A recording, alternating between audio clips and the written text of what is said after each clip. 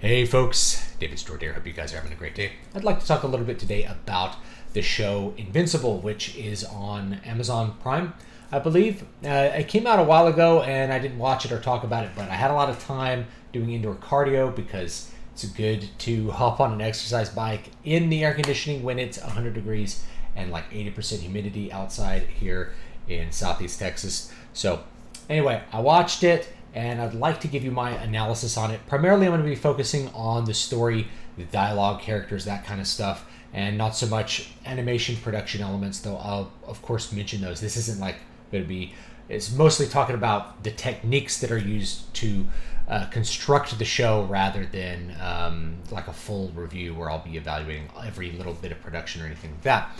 I'll also mention that this is just talking about the show, not the comic or the graphic novel, so any differences between the original and the adaptation, I'm not going to really get into. I just really want to talk about the show and what it did well, maybe what it didn't do so well. So, Invincible. This is a superhero series. It is maybe considered subversive to the superhero genre. There was a lot of, I guess, negative backlash about this movie the show when it came out, especially from people that are kind of in my circle. There's a lot of comic creators. There's a lot of people who really like cape stuff. I'm not one of those. I don't really like superheroes. So for me, it's not a big deal if we're subverting the superhero genre at all. And really, subversion of the superhero genre has been a thing in comics for like 25 years, really almost 30 years, if we go all the way back to like The Watchmen by Alan Moore. So we've had a lot of subversion. That's all the way in the 80s, yeah. So like 30 plus years we've been subverting the genre. And I think the graphic novel for Invincible, I think it's pretty old at this point, almost 20 years old.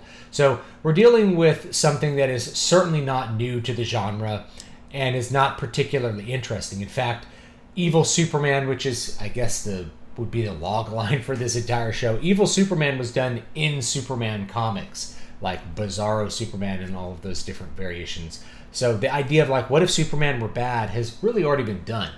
What I really thought was good about the show. So let me say a couple of good things about the show before I do any kind of negative criticism. So in general, I thought the animation was decent. It supported the storytelling that it was trying to do. This was an extremely gory piece of animation, but that doesn't bother me. I tend to like ultra-violent things, especially in animation. They have a certain shtick to them that I enjoy. I really like ultra-violent anime and things like that. So this really didn't bother me at all. In fact, I enjoyed the violence because there's so much dialogue and talking, and then there's ultra-violence. It just kind of, it's more effective than it would normally be if there was just lots of characters fighting without any blood and then something violent happened.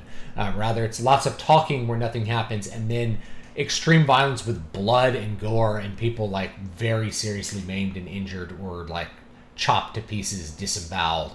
That kind of ultra violence, when it happens like that, it makes it extra effective, almost funny. Like I saw this scene where, I mean, you're going to see it if you watch the first one. Invincible kills all these other superheroes and they're trying to kill him, and like they die in interesting ways. They try to kill him in interesting ways. It's just a really good fight because rather than pulling the punches of the violence in a metaphorical sense, I guess, not really pulling punches, but not showing the violence to the full degree, they show it as gory and violent as it would really be if these people were to fight. And so I actually enjoyed that. I'd say the violence was the thing that I enjoyed most about the show by far. Now, when we go to the character designs in general, because we'll start with the setting. Let's do setting, characters, and plot. So the setting is really standard. It's a standard superhero setting. There's superheroes everywhere, and there's also threats to the earth everywhere all the time. And somehow people are living through this. So there's always, in superhero settings, especially where there's lots of superheroes versus, we can kind of suspend our disbelief a little bit more if it's just Superman fighting all the bad guys of the world, because, you know, it makes the world seem less apocalyptic. But if there's hundreds of superheroes and they're all fighting bad guys all the time, it's like, how does society exist? So the setting itself, superhero settings themselves, if you look too closely, just don't make any sense. They're bizarre and really very, very silly. And so this is the basic setting for this. There's lots of superheroes. There's like the Teen Hero Squad, Guardians of the Globe, right? So lots of superheroes around, and there's even government agencies that manage the superheroes, like like Nick Fury in the Marvel universe and stuff. So you have all of the basic stuff that you'd get in any other comic universe, DC or Marvel. It's the same basic setting elements, the same basic rules. There are supervillains trying to do bad stuff. The heroes have to stop the supervillains. The only thing that they kind of interject in there is like, the consequences of it. Can you save innocent people? What if you can't save innocent people? So they deal with those questions a little bit as the thing goes on. But fundamentally, it's your standard Marvel or DC multi-hero crossover universe. It's like Avengers or Justice League or something like that, right? The characters are really a mixed bag, and I think this is where the first big weakness of it as a show comes into play, because the silliness of the universe we could easily forgive if we like the characters. In fact, I think that's really what superhero fiction tends to be about, is we forget how silly everything is because the characters are done well and we enjoy them. Well, you have just most of the characters are teenagers, let's say seniors in high school, and they act like very sexually and emotionally experienced 30-year-old adults. And their dialogue is generally pretty bad. In fact, I'd say the dialogue in the show ranges from serviceable to atrocious. And for the younger characters, it leans on the atrocious side. There are some really cringy lines of dialogue that these kids say. But what really makes you say that, well, that's weird, is that all the characters, like I said, they act like they're super experienced 30-year-olds. There's a point where this 17-year-old girl says, I know I've had this happen enough times that this and that. I'm like, you're 17. There's nothing that you've had enough times. You have not had enough relationship experience to have any kind of opinion on this. Of course, love is going to be basically new to you because you've never done it before, right? It's not something new. But the show, because it was written probably, the comics were probably written by people in their 20s and 30s originally, and it's produced by people in their 20s and 30s. They kind of project their own adult mindsets into teenagers, not really thinking about what they were like as teenagers. So that none of the teenage characters act like teenagers. This is pretty common with superheroes, to be honest. It's really rare that you have a character like the original Spider-Man who's like the nerdy outcast and really is immature like a kid. Really what you usually get are adults that happen to be masquerading as young people. So you get these lines of dialogue where they say things as if they're very, very experienced, and it all seems really, really silly. There's even a part where the superheroes are all dating each other. And one of the superheroes cheats on another one with another superhero, and it's like, this is a moment that this would be profoundly weird for 17-year-olds to have this situation and to, in fact, it was really funny because the character he was cheating with could make duplicates of herself, so he's having an orgy as a way of cheating with his girlfriend. Like, this is not normal stuff for 16 and 17-year-old kids. It's just far beyond what they do. Now, I say that remembering clearly what it was like to be a teenager, and also having taught teenagers as a high school teacher and as a college teacher too. 18-year-olds are still very inexperienced and really don't know what they're doing with relationships for the most part either. That's where they tend to gain most of their emotional experiences, really in college, not so much in high school. But these high schoolers act like they're kind of jaded 30-year-olds as far as love goes. It's really very silly when you stop and think about it. And it comes off that way as they're all precocious, but not in a remotely believable way. And so a lot of their dialogue comes off as very cringy. But that's the main part of the story, is these little soap opera relationships between the various characters. That's what drives most of the series. And I'll get to that in a second with plot. In terms of character design, superheroes, they're all just plays on superheroes you've seen before. Just like how the setting is exactly the same, or it's it's a duplicate of Marvel and DC Extended Universe stuff. The characters themselves are just duplicates of Marvel and DC characters. There's a character called Duplicate, which is cute. It's Multiple Man. Omni-Man, who is sort of the most important. I mean, the protagonist is Invincible, but that's Superboy, and then Superman is Omni-Man. He's an alien from another planet with all of Superman's powers. He's Superman, right? He's just Superman. There's a character that's Batman. There's a character that's Thor, but it's a woman. There's a character that's like Mr. Fantastic. There's a character that's Hulk. There's a character that's Android. There's all of these characters that are just copy-pasted from Marvel and DC Universe. And there's some precedent for that. I mean, Alan Moore really did that with The Watchmen, but that was kind of the point, was just instead of using established characters, is you use the modes that those established characters operate in, like Night Owl's obviously Batman, and then you just write a new original story where you're not bound by the past of all of those characters. They can really be have new and original personalities. So, but you're not talking about powers that change the course of the story. In fact, powers are really tangential to any of the story happening. There's no character whose powers meaningfully change the trajectory of any plot point in the entire series.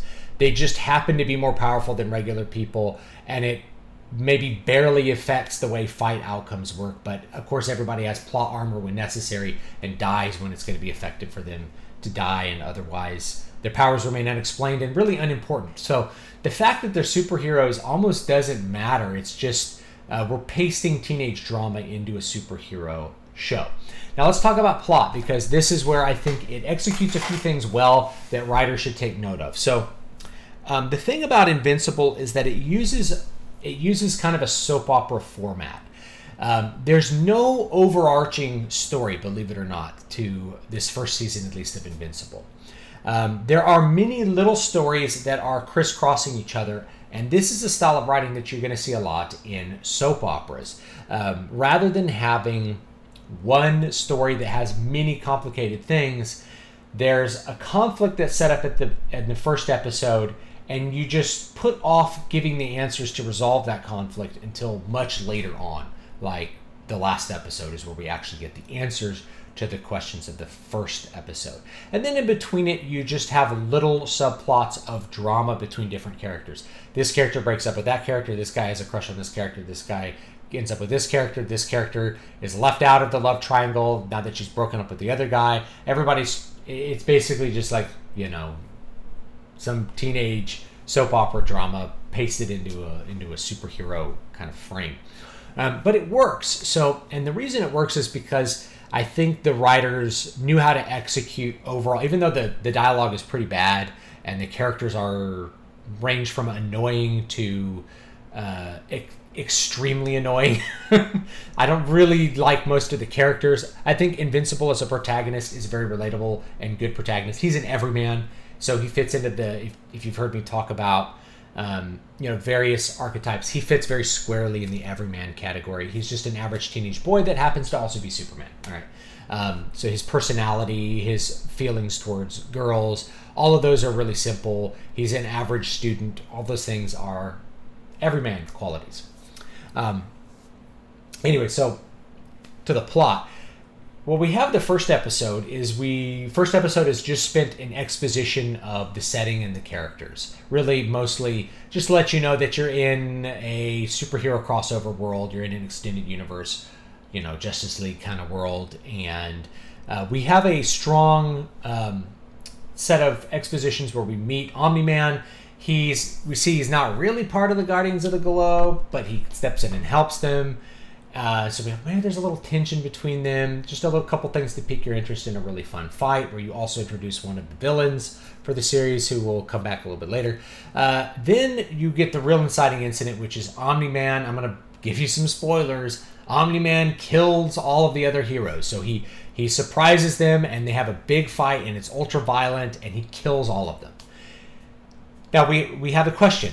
Why did he kill all the other heroes? Well, what the writers did was make sure that question was not answered until the last episode.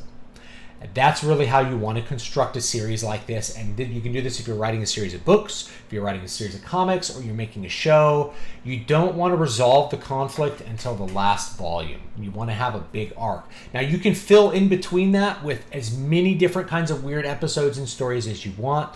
And there's a couple of good plot executions in between those bookends. So we're like, why did Omni-Man kill them?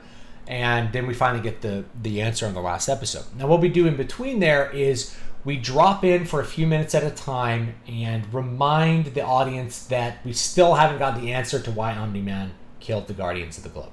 So there's like a demon investigator. You're only getting little pieces of the story. So if you were to just take all those out, you basically have 2 episodes of content. Omni-Man kills the Guardians of the Globe. There's a short investigation. And then he reveals everything, and there's a big fight, right? So we intersperse those out. Why did Omni-Man kill Guardians of the Globe? We don't know. Why did Omni-Man do it? We don't know. Why did Omni-Man do it? We don't know. You just kind of keep kicking that can down the road, just reminding the audience, yeah, we still haven't figured out the reason for this. His wife is suspecting something. His wife finds this piece of evidence. This other person finds this piece of evidence. People start to suspect what really happened. But you aren't really progressing it until you're not answering the main question until you get to the last episode. You're just kind of dropping in, having the characters start to think a little bit more, just moving forward inch by inch each episode, dropping in on that main conflict. Then what you have is, you have a little plot line for, what's his name? Is Mark, is he going to get his powers? There's real story number 1. Is Mark going to get his powers? That's in the first episode. Okay, he gets his powers. What's Mark going to do with those powers? And how is he going to deal with this with his father's Omni-Man? There's story number 2. And then going into that, like going subplot from that story is, here's this girl he likes, and he's got a bully at school who beats him up. There's a little mini subplot there. But he really can't beat up the bully because it would kill him if he punched the bully, right? Once he gets his powers. So you have this relationship with there. Then the relationship gets stressed because he's now expanding he's doing little stories as a superhero. Then there's a subplot with, what's her name? Adam Eve, where she is like moving out of her parents' house and having conflicts with her boyfriend. There's a bunch of these little soap opera stories, one after the other, not lined up into episodes the way Star Trek would do, but offset. So one begins, and then there's an episode break, and it ends in the next episode. Another one will begin an episode, and it'll end in a future episode. This is soap opera writing. George R. R. Martin was really good at this and was able to do this in book form by switching the perspective of characters all the time, so you never got a resolution to any of the little story threads that he was showing you. All the little subplots were just inching forward, interspersed, and then do the same thing with this show until we get to the last episode and we get all of the big answers for it. So that is the plot of Invincible. That's how it's executed. If you're going to do that yourself, that's the way that you can do it. You set up a big conflict, and then you don't answer it until the last episode, and then you can have just as many little plots in between as you want before you get to that final answering of the question. Why did Omni-Man kill him? You just maybe drop in every once in a while, give a little bit more info. Omni-Man goes to another planet and kills all the aliens. Why did he do that? I don't know. People don't know how violent he really is. All that just really points to, guys, remember, we still haven't answered the question of why he did it. So anyway, you can do that. That's my analysis on it. Overall, I'd say it was well executed in the plot department as far as this style of thing goes. It's not my favorite kind of style where there's lots of soap opera stuff, but it's good enough for what it is. I don't think the characters are very original. Their powers certainly are mostly irrelevant because it's really a teenage drama.